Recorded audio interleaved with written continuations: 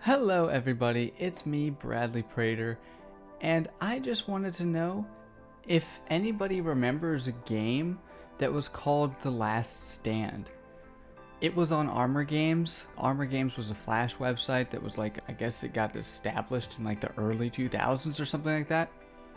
Either way, it's a really fun website to go to. I don't know if it's open anymore, but they had lots and lots of fun, crazy little games you could play when you were a kid. Apparently, they released some of their original games on Steam, and The Last Stand is one of them, including a lot of other games that they had, actually the whole Last Stand trilogy, and that leads up to this being a video about the original Last Stand games.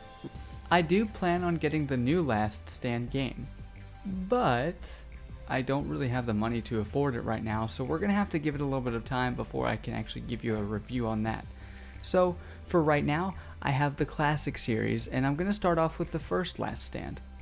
According to the Armor Games basic website, The Last Stand was released or published, they call it being published. It was published on November 28th, 2007, which is quite a long time to be honest. It's been out for a really, really long time.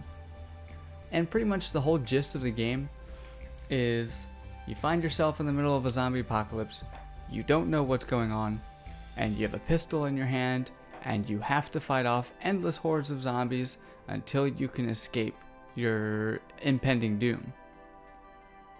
Now, with that being said, I think there's a certain day limit that you can actually reach to beat the entire game.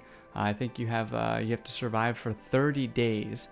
And you have the ability after every day to go out and search for the items that you're looking for. You can search for survivors, you can search for guns, and I think you get explosives and stuff, but I think that might be in a different game. As of for that, it's a pretty straightforward and easy game to get used to.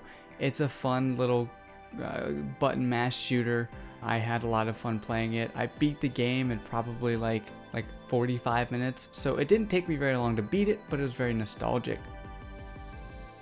As of this game being on Steam, I think it's a really good version of the game to have on Steam. It's been completely converted from Flash Player, so it's a lot easier to use. It's a lot more fun to play. It doesn't have lag or stutter like the older version of the game does. That beautiful livelihood and character that it used to have back in 2007. So I definitely enjoyed it, and I'm going to post a little bit of gameplay so that you guys can all see, but it's not going to be a crazy lot of gameplay, probably going to be gameplay towards the end of the game just so that you guys can see it. Now, by all means, this game is not remastered.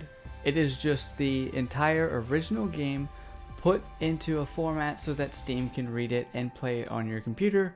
You can download it and play it offline. You don't have to go onto the Armored Game websites to play it. You don't have to log into anything to play it. It's just the raw copy of the game, and you get it forever. Once you purchase it, of course. Well, Brad, what is the name of this game on Steam? Well, it's just called The Last Stand Legacy Collection. So buying the Legacy Collection for $10 gives you all three of the first games. So it's The Last Stand, The Last Stand 2, and The Last Stand Union City. Union City's really good. It's actually really, really fun.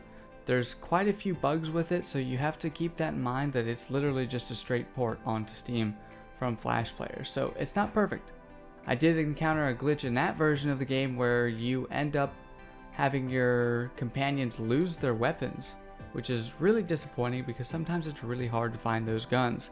But we'll get to that video another day because we're just focusing on The Last Stand.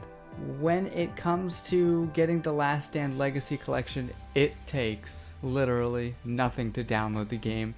It's very easy to download, very straightforward to start, and like I said before, you don't have any issues with it. So it's fun, it's a fun time killer. Now, if I were to give this game a rating 1 out of 10, I'd probably give it a solid 8 out of 10.